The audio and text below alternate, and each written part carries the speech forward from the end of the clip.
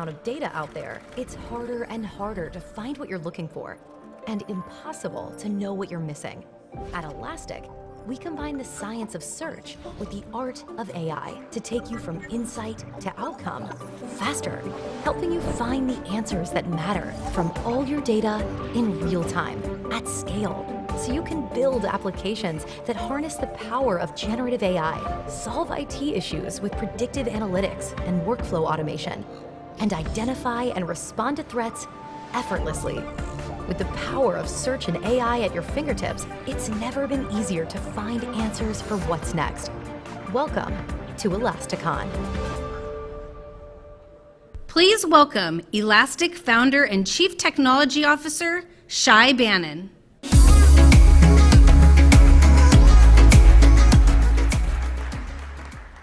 Hi, everybody. Welcome to ElasticON AI. It's exciting to have ElasticON again in San Francisco. Our first conference was in a pier about a few blocks down the road. So it's really exciting to be back here and doing these ElasticON events. We're going to do many of them across the world. And this time we're going to focus on AI. So let's get started. So I'll start by some reflection. I'm a CTO at Elastic now. I took a vacation as a CEO for 4 years, but I'm now back to actually working as a CTO. And I've been in search for years. One of the first users and committers in Apache Lucene, or contributors to Apache Lucene. I worked on an open source project called Compass that was built on top of Apache Lucene, and afterwards Elasticsearch. And I've saw the growth in search and the capabilities that we developed over the years. And one of the proudest things that I have that we've been part of is this evolution of search as a technology, especially in the open source space, beginning with Apache Lucene and obviously with Elasticsearch, that has been there for more than 10 years now. And I remember still that when we were trying to do search, then you had requirements around search. For example, you want to be able to filter all the products between a certain price range to be able to go and find them on a search bar. And the way that you would do it with, for example, Lucene, was to pad the text with zeros because it only did text search. So we had to go and figure out how do we take numbers and index them in a new data structure so we'll be able to do efficient filtering when you do search. Afterwards, there was a need to do faceting, like really fast aggregation based on the search that you're doing, sort of analytics, if you will. And that was pretty badly implemented in the early days. Like we had to uninvert the inverted index, load it to memory, and do all the computation there. And then over time, we built a whole new columnar store into Apache Lucene. So Apache Lucene has a columnar store called dog values to be able to go and do this aggregation in a really fast and efficient way. This thing called iPhones came out, and suddenly GeoSearch became all the rage, and people wanted to go and do search together with and constrain the searches that they do for restaurants or other things on their phone. So we had to go and figure out how to do GeoSearch, and in the beginning, obviously, it was pretty silly distance-based calculation in memory, and I admit that I kind of like read a white paper and implemented it on a train ride or something like that. But afterwards, we went and implemented a whole new data structure into Apache Lucene called BKD trees that probably makes today Apache Lucene and Elasticsearch one of the most popular, if not the most popular, geo database in the world, which is extremely exciting and extremely efficient. So there has been tons of investments over the years in search, and obviously a big part of it is around vector search now, which we're going to talk about in a few seconds. And search has changed, and it's exciting to see, one of our deeper beliefs is that search unleashes data. Like you have data that comes in many different shapes and forms, and you need to be able to go and explore it. And search is the most human and effective way to interact with data. You put a search box in front of someone, they know how to go and interact with it. And AI really empowers that experience. And a big part for us is doing that together with a community of users. Billions of downloads, community members, developing all of it together and building this search technology moving forward. And obviously over the past year, an inflection point happened, and AI or Gen AI came along, Now, obviously, this is the slide where you ask an AI to generate a slide. So you have to have it in every talk. I think it's really weird. The last one looks like a Roman dinosaur or something like that, but I guess we're men, so we have to think about the Roman Empire. And Gen AI, I remember like about a year ago or so, everybody were like, I don't know, it happened, it's almost like felt like a day. People were like, search is dead. Gen AI is the thing, it's going to kill search, Elasticsearch is not relevant, Lucene is such an old technology, nobody uses it, it only does text search and it's not relevant. And I was like, really interesting, because like, let's talk a bit about it. And by the way, this slide probably applies to a lot of different things, like you could put humans there or something like that if you talk to Max or others. So it's really interesting, but we're focusing on search here. And we really want to work and try to understand, what does it mean? What does search has a place? Does it really has a place in a Gen AI world where we have these workflows and large language models? And yes, it seems like search is more important than ever. And it took us time to try to figure out what is that place. And I'd love to take you through some of that journey that we took and what we plan to develop into the future. So first of all, Gen AI is composed of something called the large language model. And one of my favorite terms that has started to emerge in this space is grounding. Like all of these large language models needs to be grounded. I mean, all of us probably needs to be grounded a bit, but definitely large language models needs to be grounded. What does it mean to be grounded?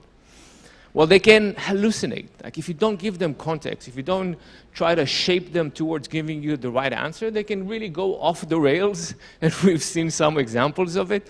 And it's really tricky, right? It's like if you put it in front of your customers, if you put it within your company, this is something that you need to think very deeply about. Like how does the engagement with a large language model look like, and trying to understand how to shape it and constrain it. It's also not powered by your data. You're building a business that probably has fast-moving data that keeps on changing. Your business generates data, whether it's internal companies' data, whether it's customers' data. That's not powering the Gen AI capabilities. Like, it's an extremely smart capability in large language model, but it's not being powered by your company's data.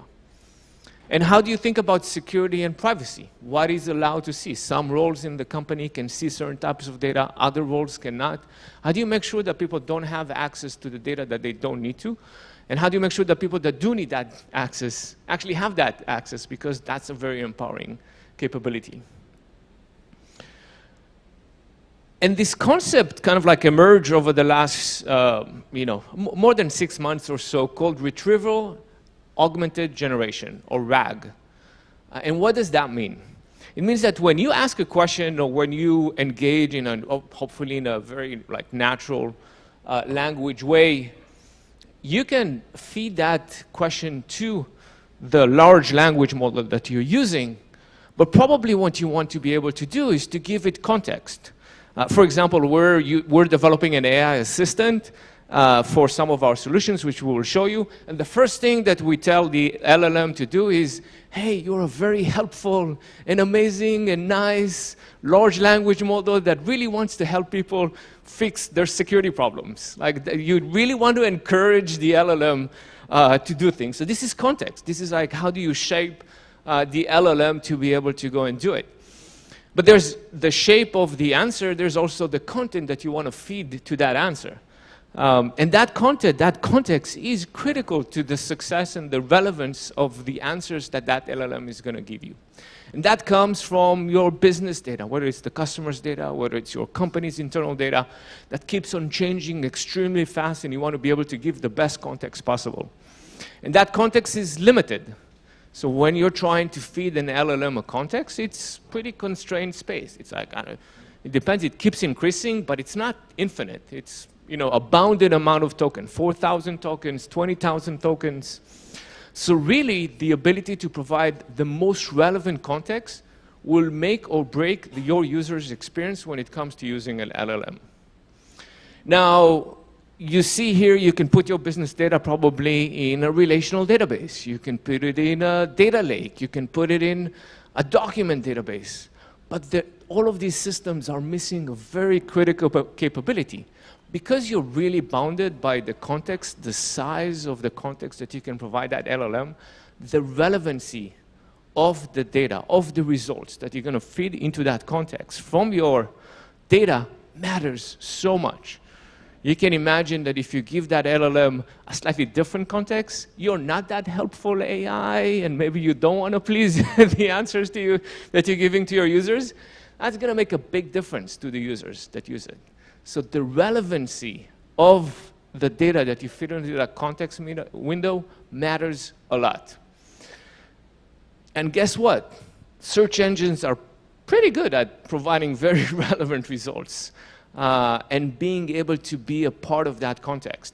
And we've taken that set of capabilities, the ability to go and build an inverted index and BM25 and vector search and all of those things that we do so well at Elastic, we package it under something called Exner, the Elasticsearch Relevance Engine. And we're using it and packaging it to you to be able to go and use it, and you'll see some examples down the road. Now, this is critical. Your business data moves fast. It scales. You know, terabytes, petabytes of data that you want to have. You can't feed an LLM petabytes of data, right? So you need to be able to take this natural language question, translate it to something that you can go back to your business data and get the most relevant results into a very small window. So it has to be the most relevant results to that experience, being able to feed it to that LLM and then get the answer back. And that's like a critical part of the workflow of Gen AI that we're seeing today. And obviously, search plays a huge role in that space. So what is Exner? Exner has a set of toolkit of capabilities and APIs to be able to go and develop these Gen AI workflows. It can act as a component in that retrieval augmented systems. It can drive the workflow itself. It has tons of choice of models. You can do text-based search, you can do vector search, hybrid search between them, the ability to filter data to be able to go and build security models, and it's enterprise ready. We've been building search for years now. So the ability to document and field level security, to take that role that the person that searches together with their geolocation, together with which department do they respond to or do they relate to, and being able to take all of that information, filter, to create a window, a boxed window of data that they're only allowed to get, and then drive relevancy out of it. Like, that's a really hard problem to do. And that's what we've been building for many years now. And at the same time that, like, after Gen AI happened, suddenly another thing happened, which is like, all you need is vector search. And vector search became a big thing, and vector search is a critical component of this RAG or Gen AI workflow. And Elasticsearch and Apache Lucene are a great vector database solution. And then next to vector database, you also need the ability to create embeddings. So when you take data and you index it, you generate embeddings to be able to go and search it, those vectors basically. And then when you do the query and you search, you also generate embeddings to be able to do it. So a big part of it is how do you generate the embeddings, what's the model that you're using, this whole workflow as well.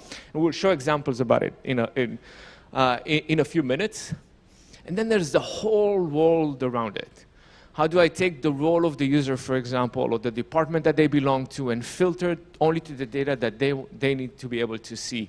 How do I do aggregations and filtering? How do I take the geolocation of that person or my customer or my user that ends up using it and being able to filter the data only to what they need to see? Because that context window is extremely constrained. And even if it increases inside, and instead of 20,000 tokens, it becomes 100,000 tokens or 150,000 tokens, it's not a step function in size. It will always matter significantly what's the relevancy of that data that you feed, that you put into that context window. So really a great Gen AI workflow is having a great LLM, but also having a great relevancy engine to be able to go and feed that context window.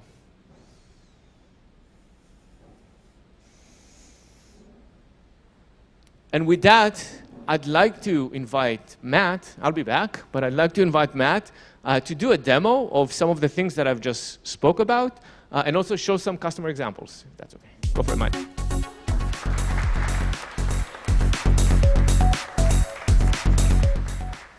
everyone, thanks, Shay.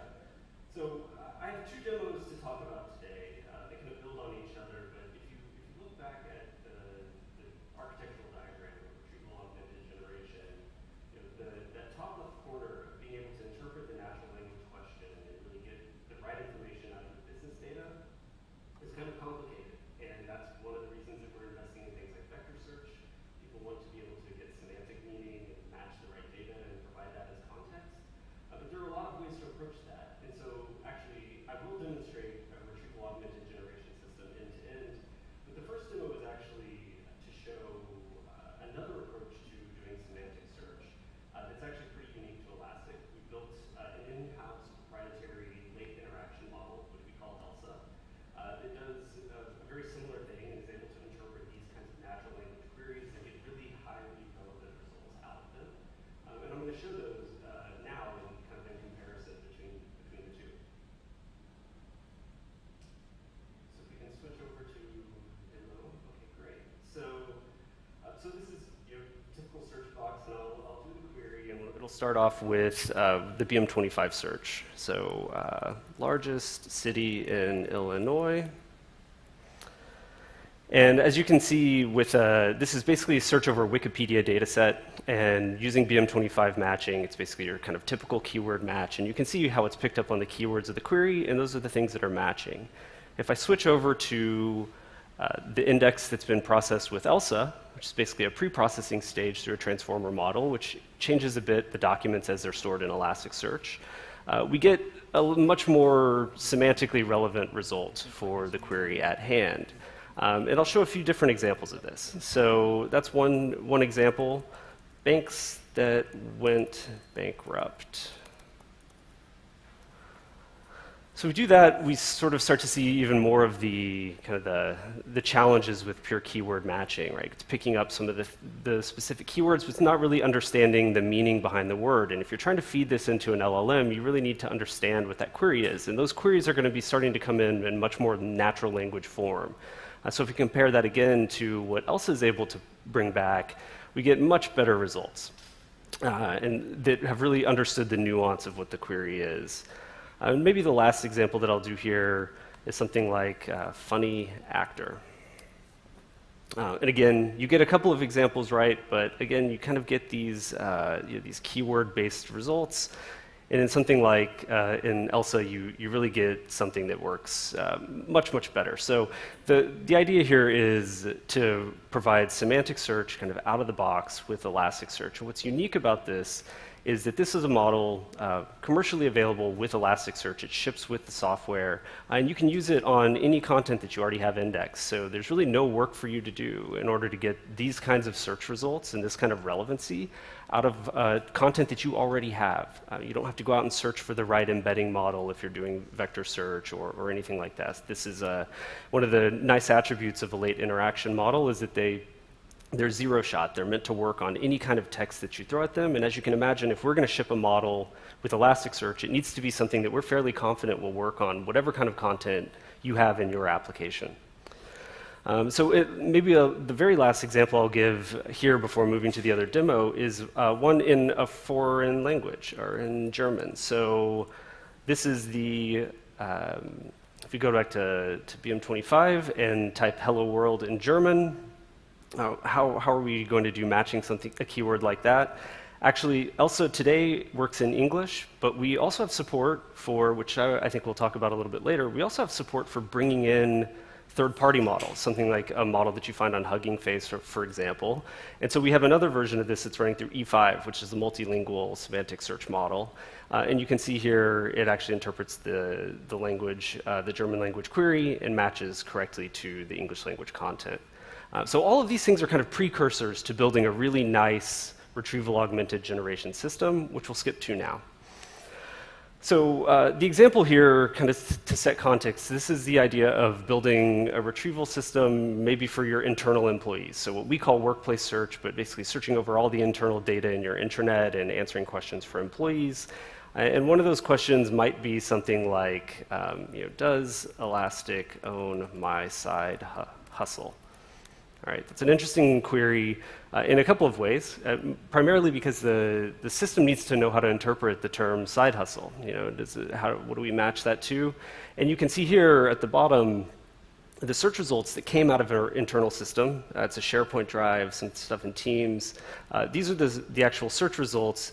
Those are the search results that are fed in as the context to the large language model to ultimately generate the answer here. And as you can see, this is the results themselves coming out of Elasticsearch, powered and then passed through to Azure OpenAI service to actually generate kind of the long-form answer that comes out here, but grounded in the exact or the proprietary data that is inside of Elasticsearch. So you could probably ask that question directly to a large language model, but it's not clear which intellectual property policy it would be answering from. So we want it to be answering from the one that's specific to our company. Another example here might be maybe one of my favorites, which is what is NASA? And so if you were to ask ChatGPT that, I think we all know what kind of answer we would get. It would be about the Space Administration. But at Elastic, NASA stands for the North America, South America Sales Region, and that's specific to us. That's very specific to our company, and it comes out of a document giving an overview of our sales organization. And then final example here around, that gets to the point that Shay was just ending on around how we've worked really hard to build all the capabilities to enforce things like document level and field level security based on access control and things like that. And in an internal intranet system, some people are going to have access to some documents, others will have access to others. So if you ask a question like, let's see here, how are senior engineers compensated? In this case, because I'm logged in as an engineer, actually it doesn't have information about the entire compensation matrix and all the things that go into that. But if I change my role over to a manager and re-execute the query, we're able to actually find the right kind of content through the search results and then feed that into the LLM and actually provide the answer. So it kind of pulls all of this together, but I think the primary thing to take away from this is in order to build a retrieval augmented generation system like this, you really do need a smart system that can interpret these natural language queries to make sure that the context that we're providing to it is actually going to be the right kind of grounding. So we've spent a lot of our time not just building vector search into Elasticsearch, but also just thinking deeply about what it means to get really highly relevant results out of Elasticsearch with whatever approach you might want to take. Vector search is often one of them, hybrid search is another. Things like ELSA, I think, are really showing the possibilities of what we're capable of here. With that, we'll switch back to the slides and just talk briefly about what we're seeing from a couple of customers. You can imagine the use cases of these kinds of queries, and certainly as I speak to customers, it's all across the board, from HR, like the example we just gave, to customer success and e-commerce search examples. And what you might notice about all the queries on the screen right here is that they all, in order to answer them, they all will require proprietary information inside the business, right? We're going to have to bridge that gap between what the LLM was trained on and the actual specific information inside of your company. And so that's really what we're aiming at here. A few things that a couple of our customers have been doing. So Cisco, and Sujith is here, and he's going to be actually speaking later today, and he'll take you through this in a lot more detail. But Cisco's been working on internal enterprise search experiences for quite some time, and they've been along this entire journey. Every time there's been a new advancement in any of these technologies, they're one of the first people we hear about doing some interesting things with it. So we've been really excited to see what they've done with their enterprise search system internally for their employees, and the kind of the rate of adoption of they've had for the technologies we brought to Elasticsearch. Similarly, another company called Relativity that does e-discovery search, and they're really looking to use kind of a RAG type system to retrieve all of the information in an e-discovery kind of case study, but also pass that to LLMs for doing things like summarization and analysis of those documents.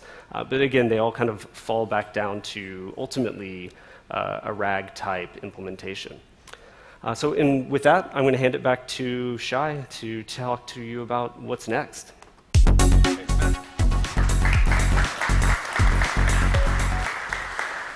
So I think one of the things that I want to pause for a second and talk about what Matt showed.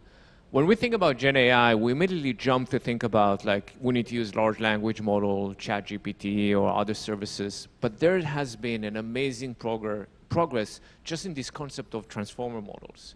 And you don't necessarily have to go and figure out how to use ChatGPT, how expensive it is, or other systems, and how do you constrain it. There's like a lot of amazing models that make a step function difference in the capabilities of search, like ELSER, that you can have access today and use as if you were using regular search, BM25 search in Elasticsearch. That includes some models that we develop internally. ELSER is an example. Or models that are developed by Microsoft, like the E5 model is a model that is publicly available, developed by Microsoft, and it's extremely capable, especially for multilingual search, for example. So you don't have to wait as a company to go and make a material difference in the experience that your users have in that search box, if that makes sense. And that makes the search box extremely more valuable. And you saw the example about Wikipedia, and I completely agree. Robin Williams is the funniest actor ever. So I approve of ELSER relevancy model. Next. So I wanted to show you a bit about where we're heading.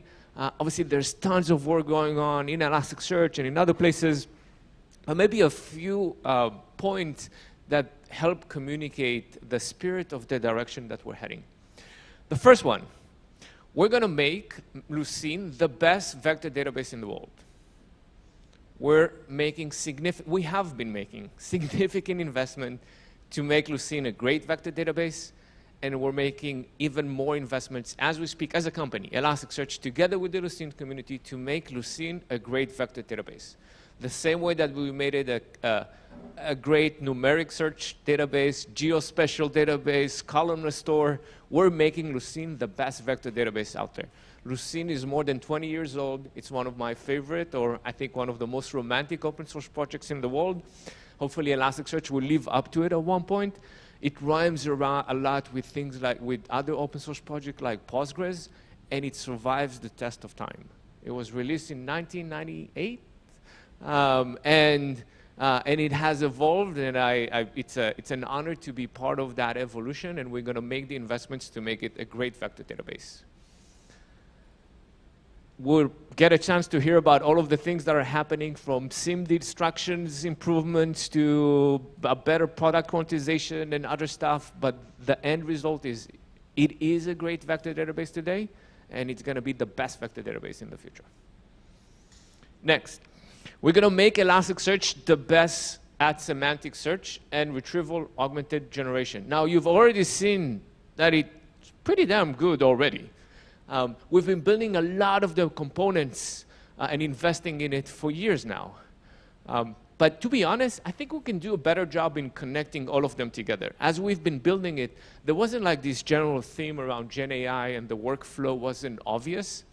And as a result of it, the components go deep, but they don't combine and they don't work well together. And I'll give you an example. We had a whole offsite about it, trying to figure out how to simplify things. Now, I want to walk you through some examples. So before, or today, to be honest, this is what it takes to try to use ELSER. And I'm going to walk you through the APIs and how it's being used. So the first thing is to go and install ELSER. Now, because ELSER is a built-in model, we know how to go and fetch it and download it and install it into our machine learning nodes, and that's not a problem. Next, we need to go and start ELSER, which is fine. You know, you install it, it's installed, but you can start and pause it, so it doesn't take resources, so you can decide when to use which. Afterwards, you need to go and define mapping. So this is your schema. You define your schema of your data. Now, it already starts to sound fishy because there's a type there called rank features. And rank features is a previous capability that we built, the ability to do sparse vectors. Now, rank features make sense in the context of just rank features, but it doesn't make a lot of sense in the context of Gen AI and vectors. It's not called sparse vectors, but we've used rank features as a way to implement sparse vectors. Next, we need to put an ingest pipeline. So the process of using a model is at ingestion. You take the data and you generate embeddings. Those are the vectors that ends up being stored, sparse or dense. And then after that query time, you need to do it. So we're going to do it at ingest time. Elasticsearch has a concept of an ingest pipeline. So when you index data, it does additional work. Obviously here, you need to define the model ID. So I need to remember what was the name of the model that I used. And I need to go and which field is it going to use, and then some magical configuration over there. It all makes sense on its own when you build it in isolation and in a very generic way. Next, I'm going to index data, and I need to remember when I index the data to tell it to use that ingest pipeline that I just configured, because I don't want it to be indexed without that information, without generating the embeddings. And then I can go and do a search, but then when I do a search, I need to use text expansion and define the ML tokens field that was generated as a result of those embeddings. And I need to, again, remember the model ID that I'm using and go and use it. And then if I want to go and use something like RRF, then I need to go and use a query, and that's the term that I'm using, and then combine it with another query and define something called rank now at my sub-searches capabilities. Now, I think you can see that a lot of the things that we've developed go deep. Rank features is great. Its ability to store sparse vectors, ingest pipelines make sense, but they don't combine well together. You know, now that we know the workflow, the thing is that we didn't know what the workflow was. Now that we know the workflow, this is more complicated than it should be. So here's where we're heading. You define the mapping, and you just say which model you want to use. Now, because ELSER is built in, then we'll go and just use those mappings. We call this model as an analyzer. If you've been using Elasticsearch the same way that you say this is English or this is something else, you're just going to say this is just using a model now. A model is like an analyzer, and it's using a type called semantics text, which is super simple. Like, it doesn't matter, dense vector, sparse vector, whatever, that model knows what needs to be done.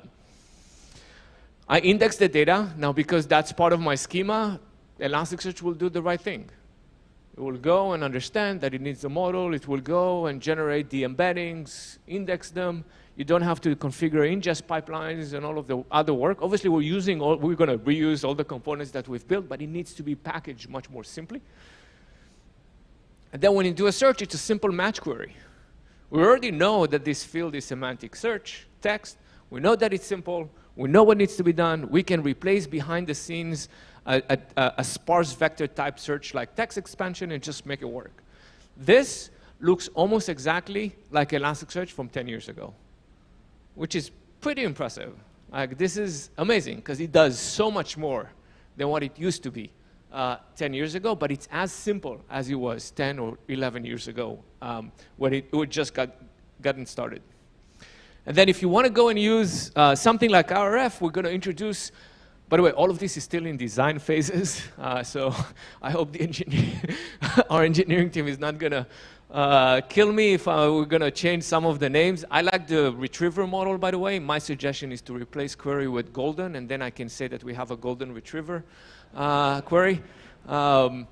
But this whole retrieval model is, again, a new framework that is happening now in the context of the search world, where you need more than just executing queries. You need to have a kind of like a retriever search pipeline, if that makes sense, where you combine multiple search requests and being able to do linear scoring, for example, of multiple requests, like a BM25 one together with sparse text or something along those lines.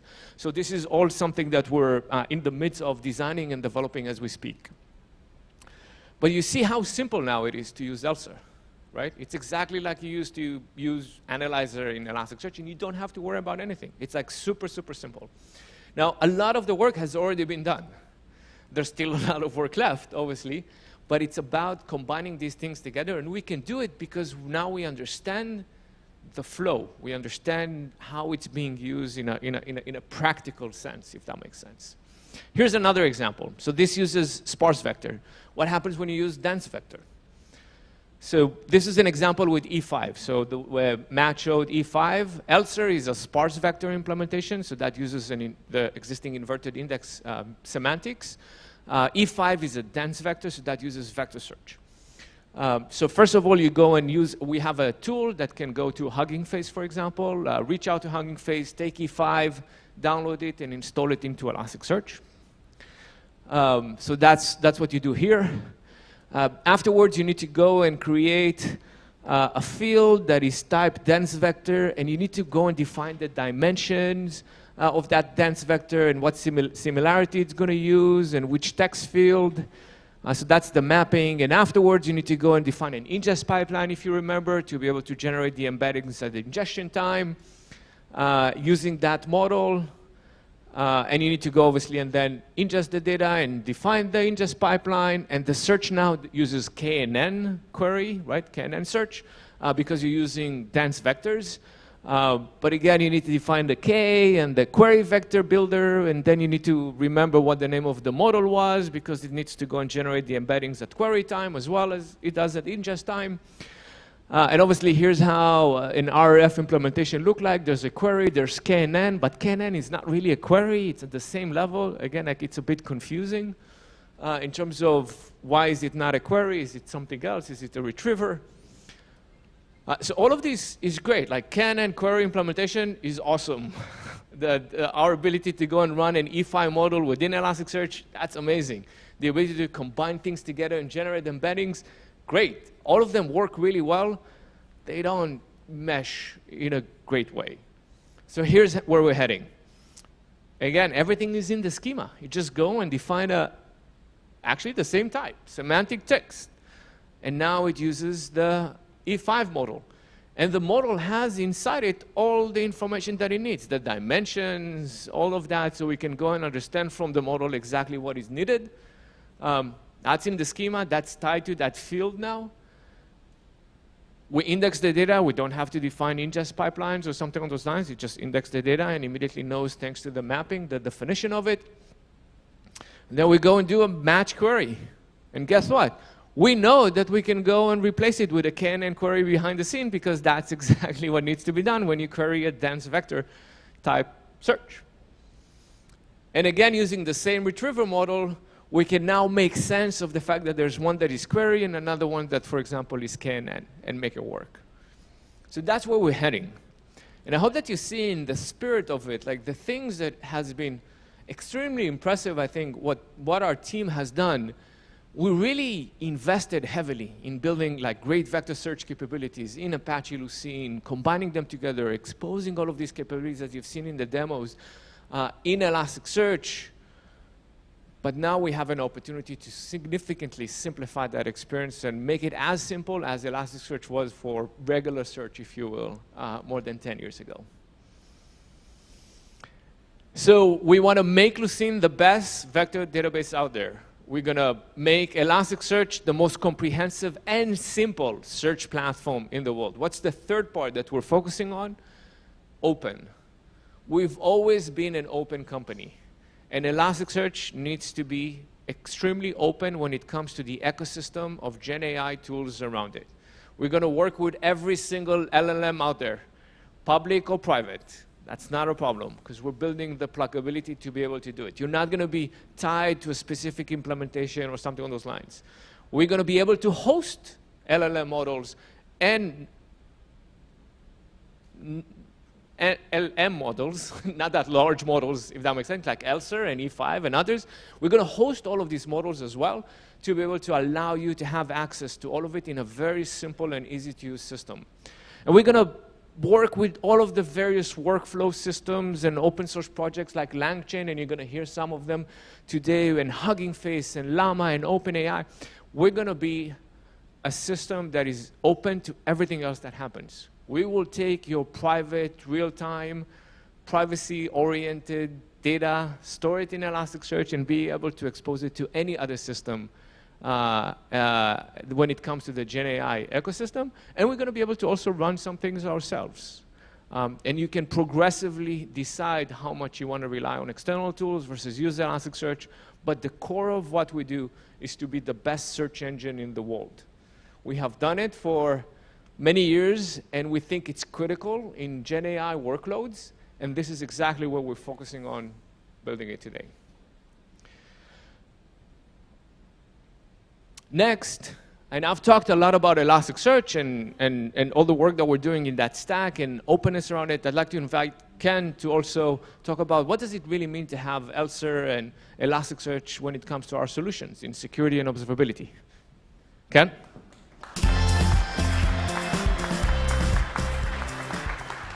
Thank you, Shay. And good morning. Great to be here. So as we've talked about a lot this morning, Elastic has been investing in AI and ML for a number of years, many, many years. And we've been doing this along two dimensions.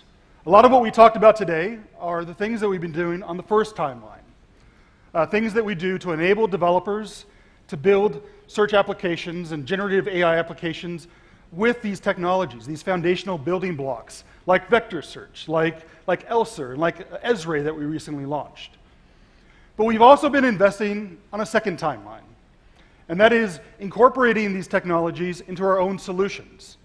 Elastic has two out-of-the-box solutions for observability and for security, end-to-end solutions for observability and security, and we've been embedding these technologies there so that you can use things like anomaly detection for observability. You can use things like ML-powered detection rules in security. And today I'm going to talk about a new thing that we've been doing called the Elastic AI Assistant. I suppose like a lot of companies these days, we launched an AI assistant earlier this summer. Everyone's been doing co-pilots and AI assistants. But I think the world of security and observability are kind of unique. They're uniquely sort of primed for disruption and to benefit from the power of generative AI. You have lots of specialized knowledge in these spaces. You have practitioners who rely on a lot of domain-specific knowledge. They're getting increasingly more difficult to hire. You have people that rely on pattern matching and processes that are fundamentally more sound and more efficiently solved by machines than humans. So I think you're going to see a lot of disruption happening in the world of observability and security because the tasks that people perform there are better handled by machines than humans. Three of these such tasks are detection, diagnosis, and remediation. We're already seeing this with detection. So the whole promise of AI Ops, for example, was about detection, automating detection, helping you use anomaly detection, for example, to automatically detect issues in your software. You're seeing this also in security with machine language-powered detection rules. But you're also going to see this in the area of diagnosis and remediation. Diagnosis, like a lot of what we do today is we provide security analysts tools for threat hunting. But that act of threat hunting can be automated as well. And same thing in the area of observability. A lot of the diagnosis that SRE professionals do is about looking at the different signal types, using tools to correlate issues across the different signal types to get to root cause. To get to root cause, that can be automated too. And eventually, once you automate that, you can start getting towards remediation and automating remediation. I used to think that this world was far away. I don't think it's actually that far away. And I think we're actually starting to see it today in some of the tools that we're providing at Elastic. We launched earlier this summer something called the AI Assistant for Security. And the AI Assistant for Security does some simple things like it provides query conversion to help you do queries in different languages, but it starts to help with remediation as well. So it looks at a critical security issue, and it helps you figure out how to interpret that, but then it suggests sort of a playbook or run book for how to remediate that. There's a talk later today by James and a couple of folks on my team. They're going to dive deeper into this. I encourage you to go check it out and learn more about the AI Assistant for Security. The other assistant we launched is the AI Assistant for Observability. And rather than talk about it, I'm actually just going to show it to you. This is something that we launched just a couple weeks ago. And it is in tech preview, so I encourage you to give us feedback. We're still working on it and perfecting it so we can get it to GA. But I think it's really exciting. Now, I'll walk you through a scenario here. So I'm an SRE professional, and I've gotten an alert. An alert has fired and has told me that there is a log threshold that has been breached. And you can see the alert here. There's been a spike in errors related to this set of logs.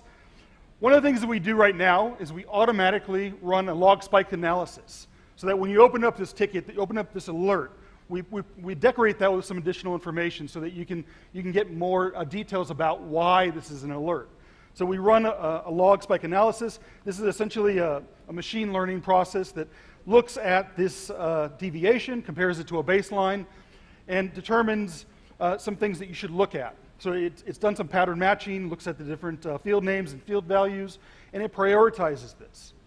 This is cool. It gives you lots of information, prioritizes what you need to look at, but this is kind of traditional machine learning.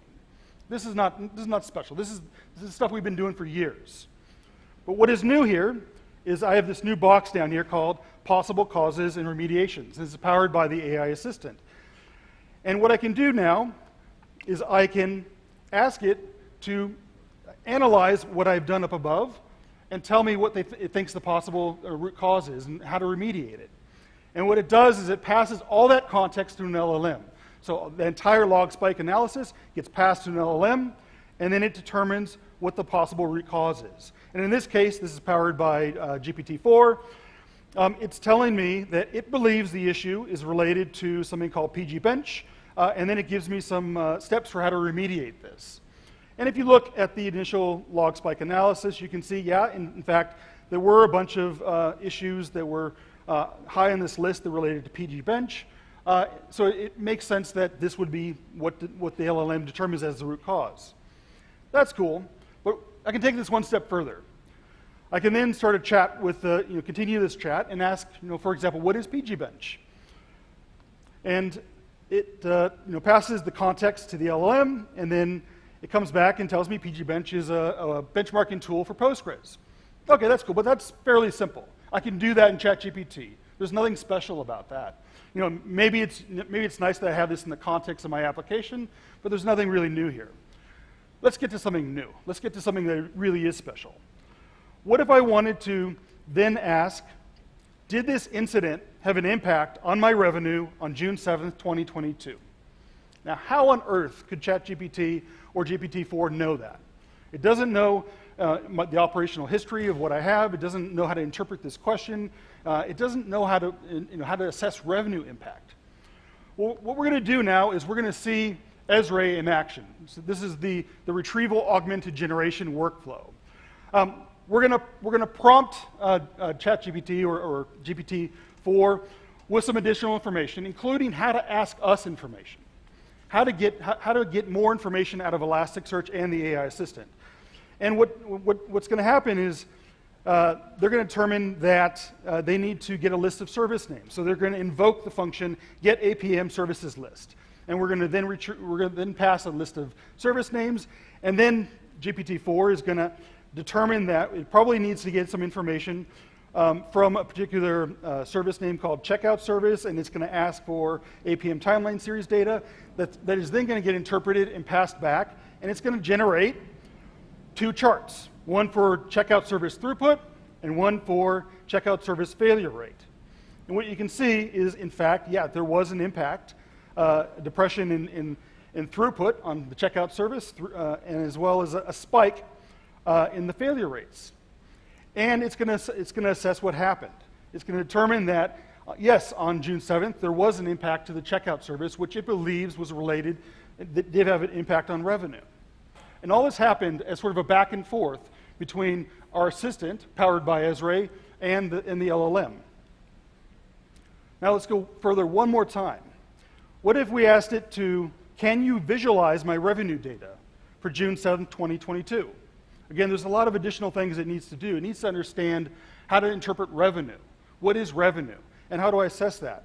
And again, it's going to go back and forth, and it's going to ask some additional questions, and it's going to determine that it needs to invoke a function called recall, which is going to then ask the ELSER model, that has been trained on our knowledge base, how to get revenue information from us. And then it's going to determine that it needs to invoke the function lens, and then it's going to determine that it needs to plot a chart in lens that shows revenue, and it's going to finalize. It's finally going to give us a blurb that says, yes, you can visualize your revenue data. It did have an impact, as you can see here, and this is a chart that has been produced in lens that you can then drop into any dashboard. So all of this is demonstrating ELSER and Esri in action as used in the Elastic Assistant to to go back and forth with the LLM to provide additional information. So I'm excited about this. You can learn more about each of these demos later today. We're going to talk a little bit more about the Assistant for Security and the Assistant for Observability in sessions later today. So thank you.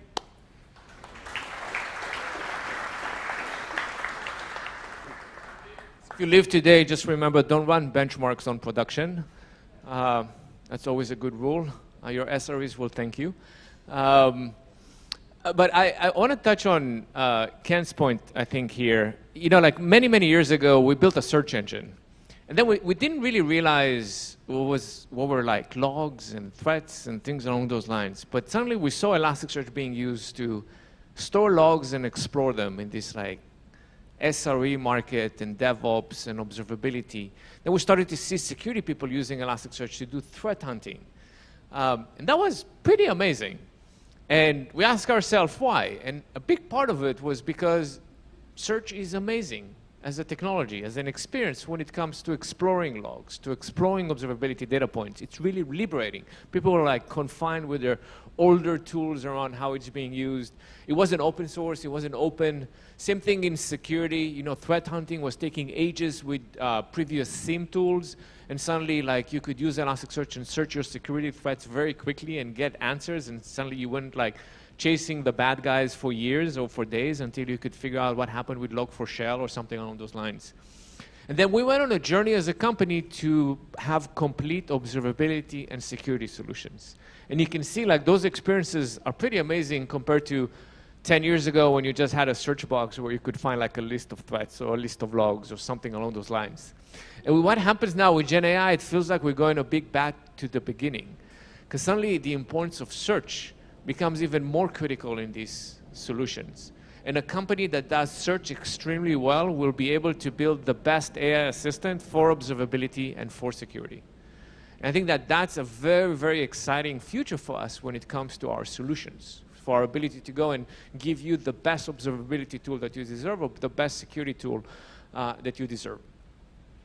So what is the future of search for us? I mean, it's all about search. We will build curated experiences in security and observability and make tons of investments. But search is a critical component for Gen AI workflows. Sometimes all you need is search. And Elasticsearch, we are a leader in search. We've built the most popular search engine in the world today in Elasticsearch. It's very humbling. And we're going to work very hard to make sure that this remains the same. We're using the most popular information retrieval or search library in the world today, in Apache Lucene. We're going to make that Apache Lucene is going to be the best vector database out there. And we're making these investments. And we're going to make sure that it's easy and simple to use the way that it was 10 years ago. Those things are very, very complicated with models and vectors and embeddings and things on those lines. But I hope that you see that we can simplify that experience the same way that we did 11 or 12 years ago when we first released Elasticsearch. So thank you very much. And I'd love to invite Jeff from Hugging Face, a great partner of ours, to give a talk.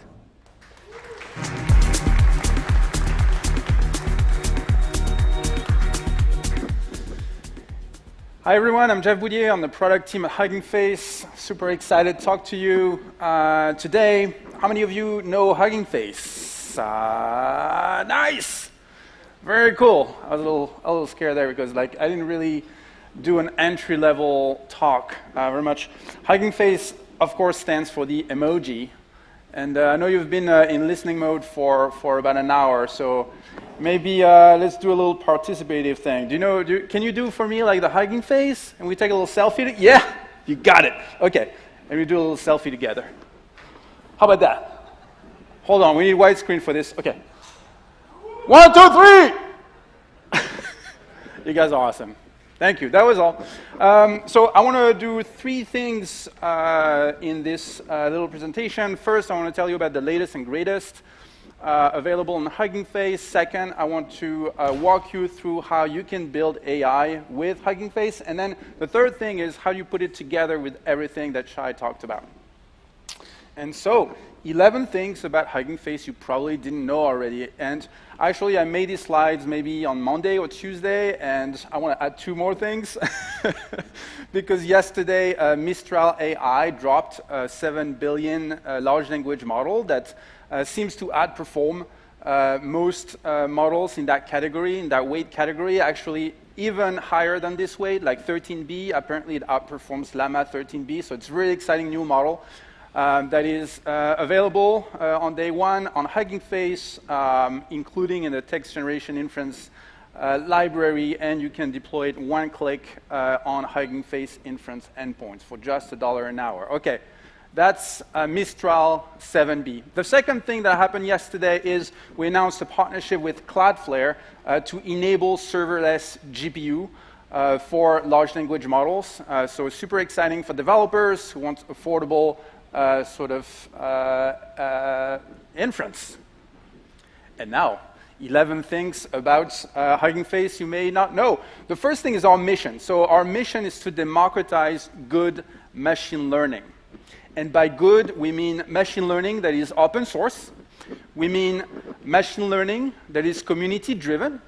And we mean machine learning that is built from ethics-first principles. And speaking of ethics-first principles, we have an amazing team at Hugging Face, Ethics and Society team, and they put out a lot of great resources so that our users, you, can practice ethics-first machine learning in your day-to-day job. And they have a great page on hf.co/ethics that sums up all these great tools you can use, measuring biases in data sets, how to chart ethical guidelines for your projects, etc. So check it out, and they have a newsletter with a bunch of great content that's going to come out in the next few days.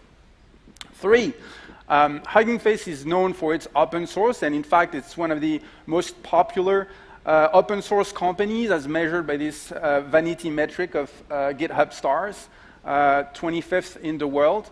And we're very much known for the Transformers library, which is how you can easily access all those models, large or not large language models. But there's also an ecosystem of custom-built tools to do very interesting things. I mentioned text generation inference, which is how you can deploy LLMs in a very accelerated way for production. There's the Optimum library that enables you to accelerate your own models by quantizing them and applying other tricks. There is the PEFT library, which stands for Parameter Efficient Fine-Tuning, so you can actually adapt those models very efficiently with a handful of dollars and a few hours. So a lot of great tools that you need to take advantage if you want to build your own generative AI applications. And on the Hugging Face Hub, today you can find over 300,000 free and public models. Actually, we host over 1 million repositories, models, data sets, machine learning applications. And so that means that whichever machine learning task you're trying to accomplish, we have great models for you, right? Whether it's natural language processing, this is where the Transformers library sort of started a couple years ago. You can do anything from translation, from summarization, from generating text, from classifying sentiment, etc. For vision, you can detect objects and images, faces, take the background away, etc. With speech audio, you can transcribe speech, you can recognize speakers, you can generate audio, and the list goes on. So a very easy way to dive into this world is to look through the task sort of abstraction, and you can do so by going to huggingface.co/tasks. And all these models generate a ton of activity. So there are over 1 million models being downloaded every single day on the Hugging Face Hub, and that includes, of course, text, but also audio and also vision. So it's really the whole of machine learning. I think it's a very exciting moment we are now today as like a data scientist or machine learning engineer, because it's the first time in history that everybody's building on the same set of common tools and the same set of abstractions, right? Thanks to the transformer model, that is now the best way to approach all of these different disciplines. Now, let's talk about large language models, because that is the topic of the day. There are over 1,000 open models today that are available on a Hugging Face hub. I think there's actually over 30,000 checkpoints that are available, thanks to all of the community fine-tunings. This all started, of course, with Meta releasing the initial Llama model that provided a great alternative to closed-source models. And ever since, the community has been working feverishly to produce ever better, more efficient models. When you look at those models, something that's important to consider is like which license they are under, and that's why I have some blue ones and some dark ones. The blue ones are the ones that are commercially permissible. So always check the license when you're considering a model. So with Hugging Face, we make it super easy to access. We make it super easy to test right from the model page. But also, we want you to be able to quickly compare all those models, this whole jungle of models. And we track over 1,000 of them that are continuously evaluated for all the common industry benchmarks, to sort of give you an idea of like how would this work for you. Of course, benchmarks are great. It's just a first indication. For all of your use cases, you need to do your own testing on your own data. It's also an easy way to filter by license. I just talked about that. And by type of model. Is it a pre-trained model, a chat model, instruction fine-tuned model, etc. And what is its size? The Llama, the Falcon are there, and probably Mistral today is there as well. But today we're talking about search. We're talking about information retrieval. And the models that you need to do that are not necessarily those large language models that do text generation. There's this like weird misconception right now with a lot of companies using OpenAI to create embeddings, which makes zero sense. But there are a lot of very efficient custom-built models to do this work. And that's what the MTEB embeddings leaderboard allows you to quickly browse through and discover. So again, like we evaluate all these state-of-the-art models for commonly used benchmarks, whichever type of task you're targeting here for the retrieval task. It's a lesser-known leaderboard on Hugging Face, but definitely check it out. It's going to be super interesting to you if you're here. And then we're talking about like how to use LLM in conjunction with retrieval. And we have a great demo for that. We call it Hugging Chat. It's sort of like the open source version of ChatGPT, right? You go in there and you interact with large language model. It has web search integrated, has had that for weeks, and it's available on hf.co/chat. You can chat with Llama 270 billion. You can chat with Falcon 180 billion. You can chat with Code Llama. So great way to experiment for free with all those great models. And something that's maybe lesser known is that the application behind Hugging Chat is actually another open source project. It's Chat UI. Yesterday at the conference, there was like a whole bunch of new like RAG startups, and like I kept seeing like Chat UI like every other sort of RAG experience. So it's a great project for you to get started if you want to build a user interface that interacts with models in a great way.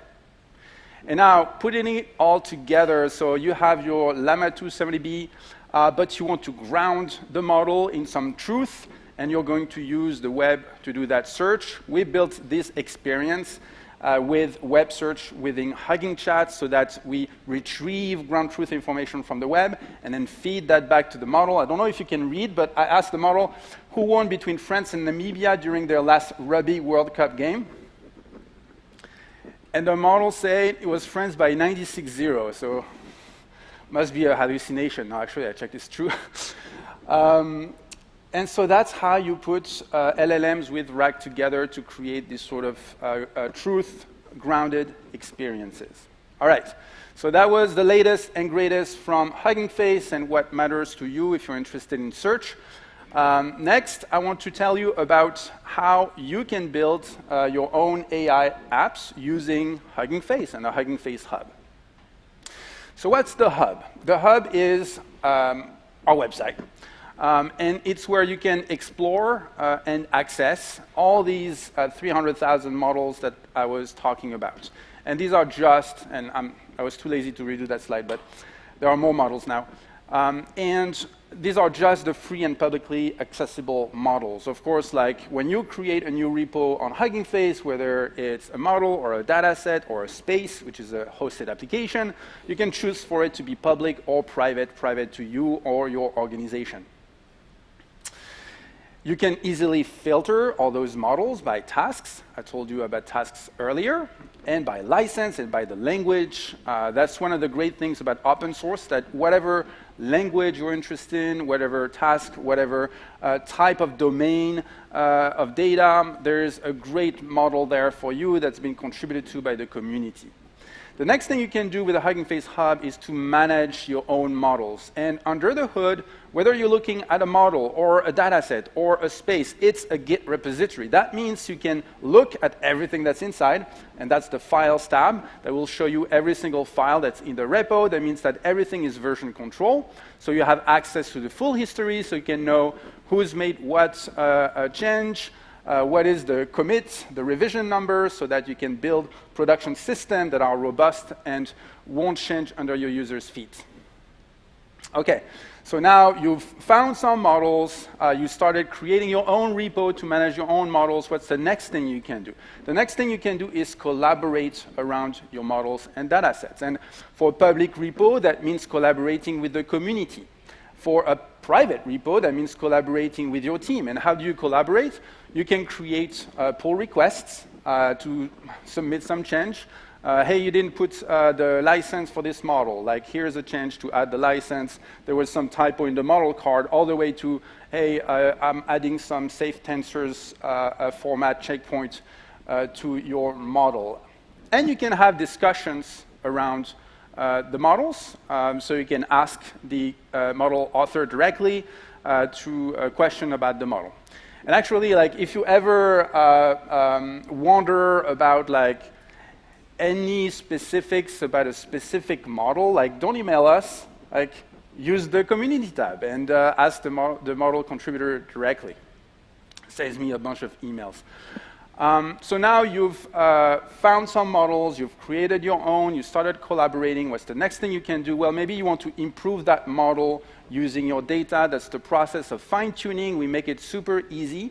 And so if you want to train your model further, the one you've selected, you can either use auto-train, which is using Hugging Face infrastructure and sort of like a click and drag and drop experience. Bring your JSON in, bring your CSV in, and we'll create models for you. Or you can use Amazon SageMaker, where we have great deep learning containers that make this process super easy to do. Okay, now you've trained a great model. You want to show it to your team. You want to show it to the product manager and show them what it can do. That's what Spaces is all about. Spaces, again, is like a hosted machine learning application. And all you need to do is to provide a simple Python file if you're using Streamlit or Gradio, or use one of our pre-built Docker templates.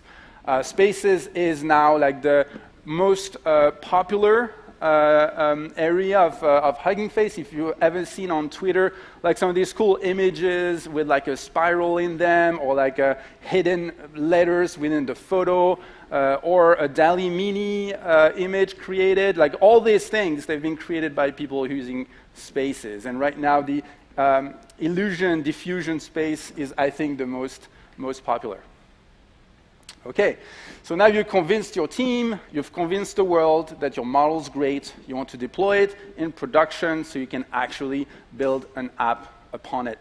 And that's what the deploy button does on the model page. Again, variety of options.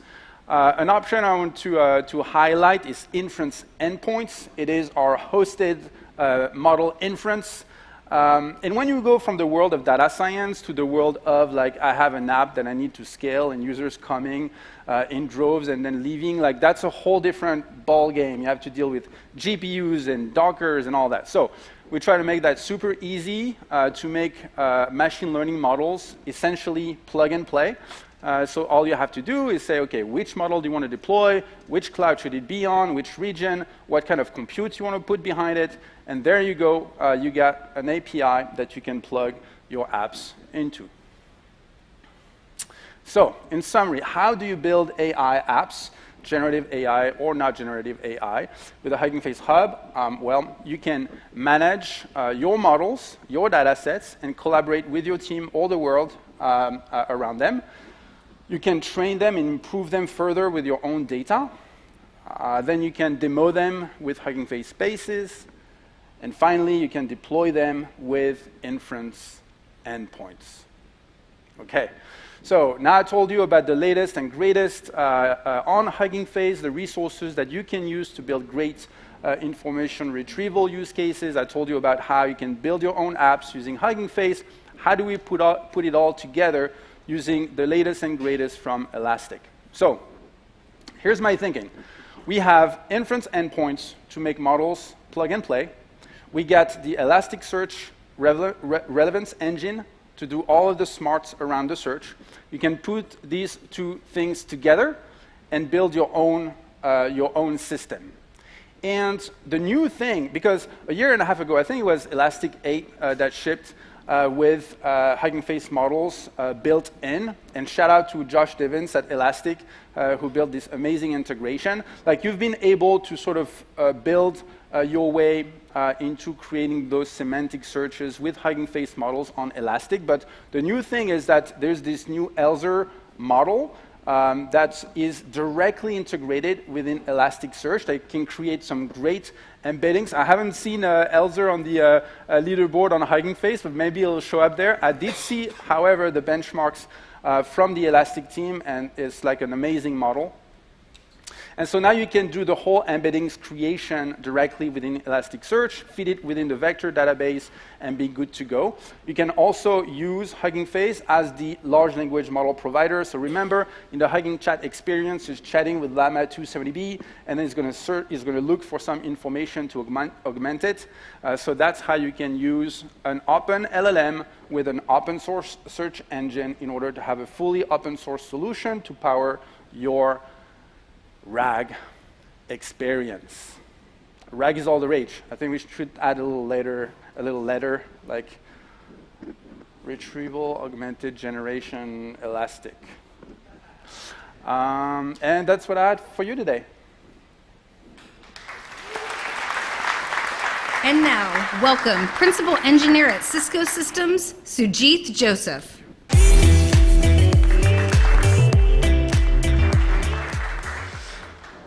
Hello everyone, I'm Sujith Joseph. I work as a Chief Architect for Enterprise Search and AI in the Data Analytics organization in Cisco IT. I worked in Enterprise Search for over 19 years, starting from very K2 days, autonomy days, etc.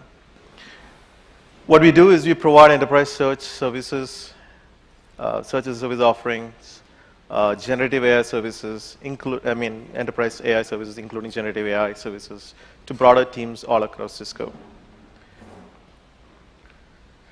So let me talk about how we revolutionized. Can I go one slide, please? Back. When we talk about how we revolutionized search at Cisco with the help of AI, Elastic, and GCP. Now think about it for a moment, that you're searching for information online, and it takes ages for the results to load. Or if your company's support engineers are searching on millions of historical support tickets, and if the results returned were irrelevant, it would have certainly been a frustrating experience for them. It would have been a huge productivity loss as well.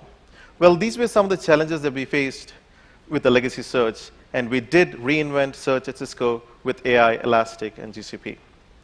Now, in this new platform, users of Cisco.com and our internet search users are being given direct answers to their queries or questions with links pointing them to paragraphs within these documents. The speed of the results were amazing. We saw up to 70% improvement in the global search response time, especially in the ABJC regions.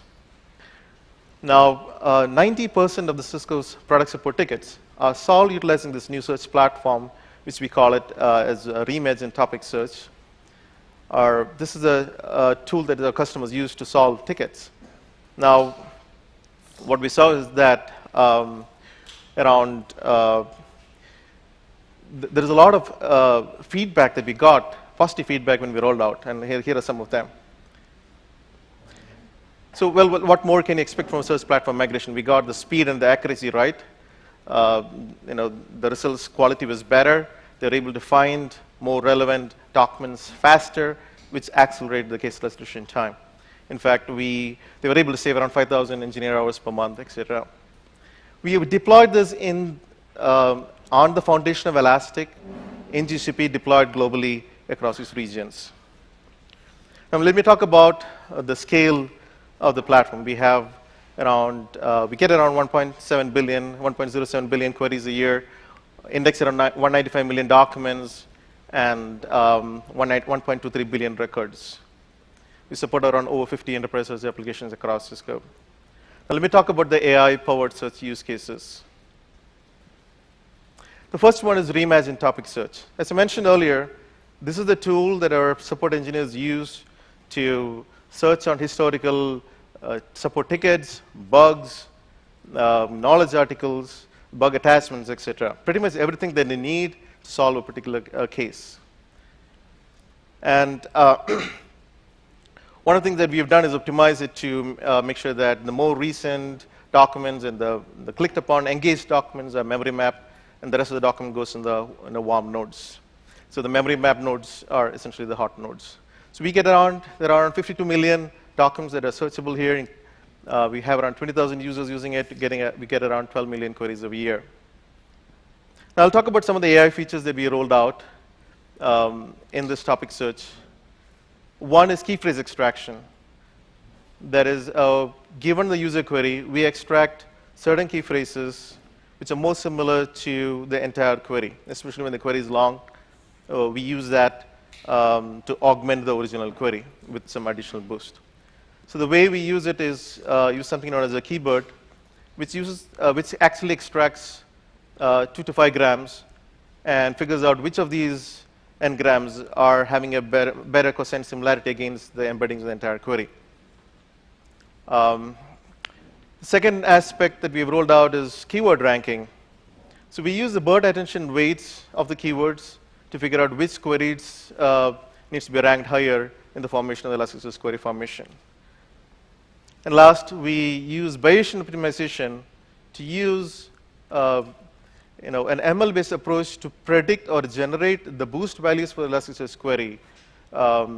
Given a large set of boost values per fields, we use AI to predict the values based on a golden data set so that we can avoid the trial and error on figuring out what are the exact values that need to set for the boost, et cetera. And now that we have figured out the search quality is good given a query, the question was, how do we generate the query given a support ticket? And we use generative AI to do that. And this is something that we did last year. So there are 2 models that are used. One was an ability to generate key phrases, just like I talked earlier, based on n-grams, and the semantic similarity between the n-grams to the entire support ticket embedding. So we used fine-tuned BERT embeddings for this. We've seen it rather than using a pre-trained model, fine-tuning the embedding model on our internal content gives you an edge in cosine similarity. The second thing that we did is use T5 to train the model on a bunch of support tickets and the corresponding search queries. And given a new ticket, it can surprisingly generate good SEO queries to predict the search queries. And what we did is we picked up all of these queries and then sent it to Elastic and got the results. We cached in Firestore so that during inferencing time, we just pick it up from Firestore and serve it. We have started with T5, and then we moved to long T5. Now we are working on Llama 2 for over here. Now, we use, for the long T5 one, we use the Hugging Face TGA, text generation inference, for serving it in a Kubernetes deployment, GKE, so that you can auto-scale, et cetera. So here is what the fine-tuning was all about. So essentially, the input data for the fine-tuning was the support ticket data, metadata, including the product symptom, the custom symptom, the title, et cetera, and some of the nodes. And then the output is a bunch of SEO queries separated by a separator. Now, the next, I'll talk about some of the AI innovations we rolled out in Cisco.com search and internet search. There are three things. One, we had an AI-powered Q&A search. Two, we used generative AI to generate questions from the passages in Cisco.com and use these questions as auto-suggestions in the UI. Third, auto-suggestion itself, some of the auto-suggestion itself are powered using an embeddings-based search. So let me talk a bit about the NQG, the neural question generation. So this was implemented in early 2020. So what we did is, during crawling and the document processing time, we used to extract the chunks from the paragraphs, from the documents, and index these chunks separately into Elastic. And during this extraction process, this is sent to multiple set of AI microservices running in GKE, which would then use, back in the day, we started with the UniLM model from Microsoft, and then we later on switched to T5 model. So this model would extract these questions, and these questions would get passed through a data cleansing process. Like for around 400,000 documents, it generated 80 million questions, and after data cleansing, it came down to around 8 million. So back in the day, this was done in 2020. So it was hallucinating a lot based on the models that we used, and we had to put a lot of rules and patterns matching to figure out what are the good ones to put out there. Now, the good thing is, because we knew the questions were generated from these chunks, and these were appearing as auto-suggestions, when the user clicks on it, we're able to direct the user to the right chunk which it was created upon. So, and if the user puts in a similar question, not exactly the same, we are able to find the best chunk for it based on the similarity between, there is a question-to-question similarity, there is a question-to-passage similarity over there, and bring the right passages, which is what I'll talk about next. And now we are looking at the newer, obviously, LLMs to figure out, can I do a better job than T5 using some of the larger models right now. And what is interesting is even what we figured out as if we use, say, something like GPT-4, we are able to, some of these questions are pretty long, like probably like 15, 20 words. You can use an LLM to then summarize it back to 10 words to kind of normalize the size so that it looks good in the auto-suggestion. And it does a very good job in kind of normalizing it without losing the meaning. So the next use case is the Q&A search. You have a user query. We're able to bring the right chunks to the end user, and this was done last year. So here, what we're doing is a hybrid search. So we get the results from semantic search results. We get the results from the BM25, and we get some information regarding the user behavior data, the click-through data, and bring it all together, and we're performing a hybrid search and doing an AI-based re-ranking based on these results to figure out what are the best passages to be displayed to the end user. And the last part is similar question recommendations. Once the user has seen a question in the passages, we are now then showing very similar questions based on the user interaction, and that happens based on question-to-question similarity. Now, let me talk a bit about the embeddings for this. So we initially started off with the pre-trained embeddings, and what we realized is when you fine-tune an embedding for a custom domain, the matching accuracy is great. For example, we have fine-tuned E5 models as well as MPNet models, especially for the Cisco.com corpus, and in our rating, it has performed well than ADA or BGE or E5 large out of pre-trained models.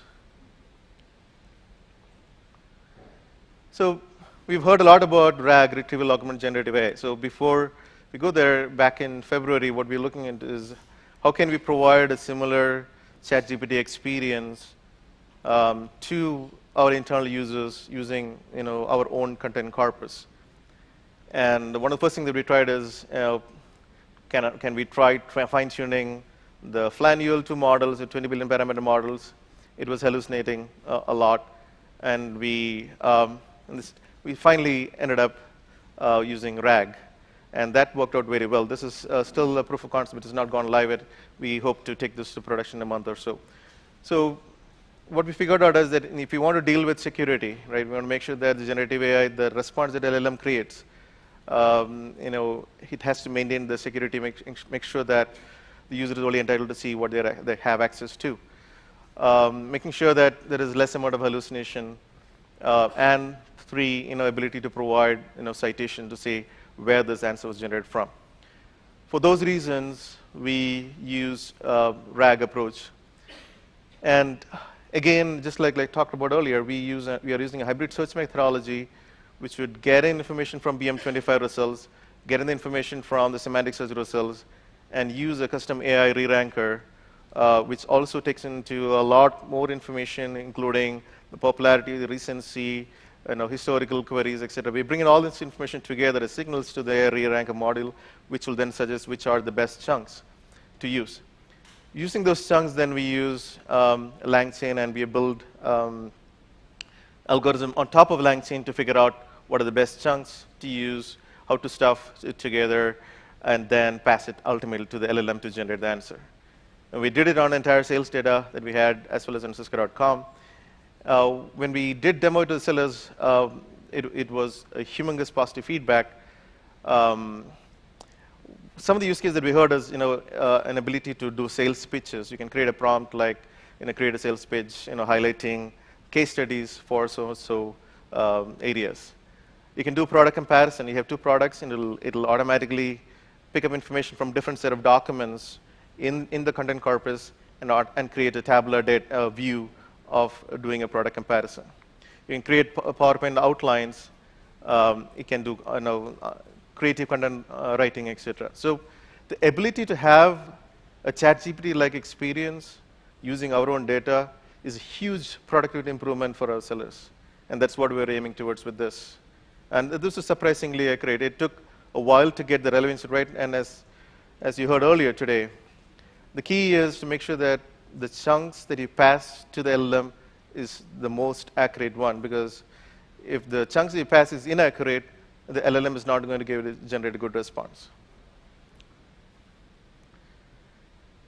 And this is an example of how that was working. Essentially, given a user query, it would generate embeddings out of it. It would figure out what are the best chunks, and then the prompt builder will create the right prompt to the LLM to use those chunks to ultimately generate the response. Now let me talk about the other use cases that we've been working on in the last 1 to 2 years. One is AI Research Assistant, where given a support ticket, we are trying to figure out what are the most similar support tickets, which is very similar to what the one that the current engineer is working on. So again, we have fine-tuned this embeddings on this content corpus. And we are doing an KNN search with Elastic, with search on around 5 million support requests with KS 10,000. One of the interesting things is the summary that you see below the title is also generated using a generative AI model. 2 years back, we used a bot model to create the summaries of support tickets to be very concise. The next use case is called Borg alerts ranking. So Borg alerts are alerts that are created for every support ticket case attachment. And the problem that we're trying to solve is, okay, given this case attachment alerts, how do I figure out, there are probably 100 to 500 of them, how do I figure out which of these alerts are most semantically similar to the content of the case? And essentially what we did is we created embeddings on each and every alert that used to get created. We had embeddings, different kind of embeddings created per support ticket. And ultimately, we're doing a quotient similarity match, a dot product match against the SR case embeddings, as well as all the alerts embeddings in an Elasticsearch mSearch manner. So in real time, we used to generate the embeddings index into Elastic as and when these alerts gets created. So in one of the optimizations that we've done is some cases the case nodes is large enough. We use key phrases extracted from the case nodes and then use those key phrases again to generate the embeddings, so that it fits in the 512 token context window. Now let me talk about how we build a scalable enterprise search platform in GCP. So on the right-hand side, you'll see a bunch of connectors. So what we have done is we have standardized on all of the connectors to be run as a data proc job, or in on-prem, we run jobs using a Spark operator in a custom Kubernetes cluster.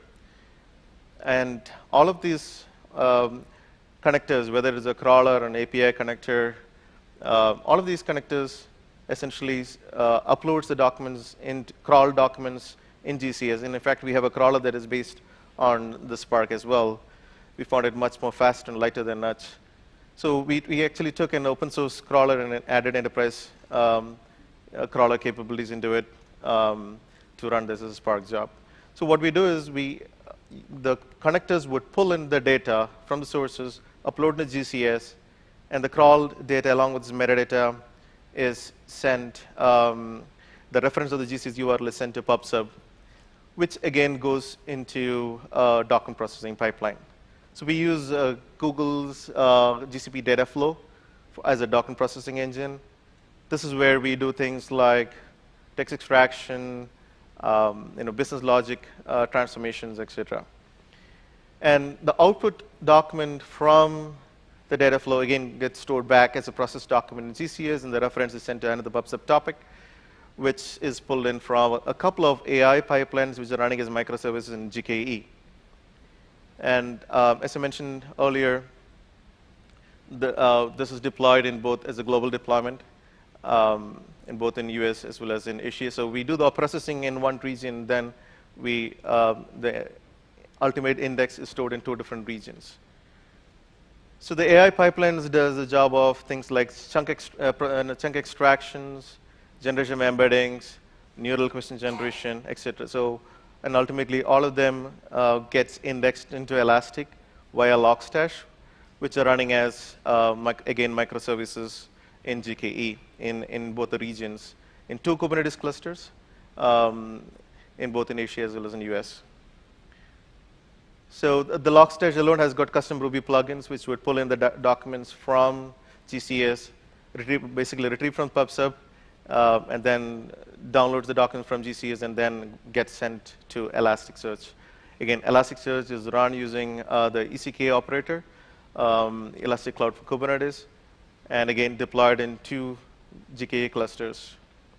We use Anthos service mesh to connect the clusters together. Initially, we were using Istio in a multi-cluster replicated control plane setup. And later on, we have migrated everything to Anthos service mesh.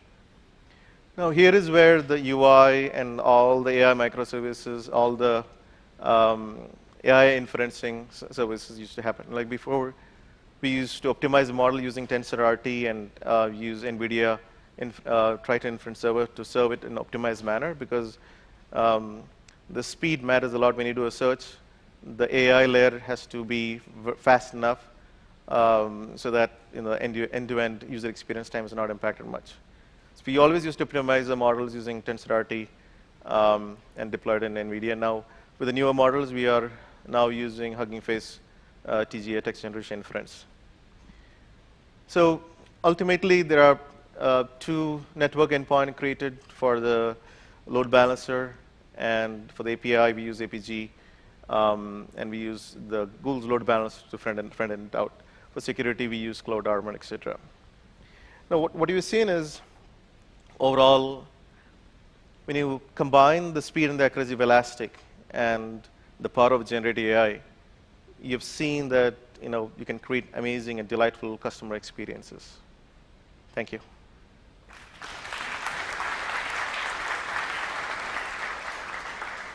Thank you to all our presenters this morning. We will enjoy a short break. There are refreshments in this room as well as the room 355, which is to the left if you walk out the door. We will be back in this room at 12 p.m. See you then. Thank you.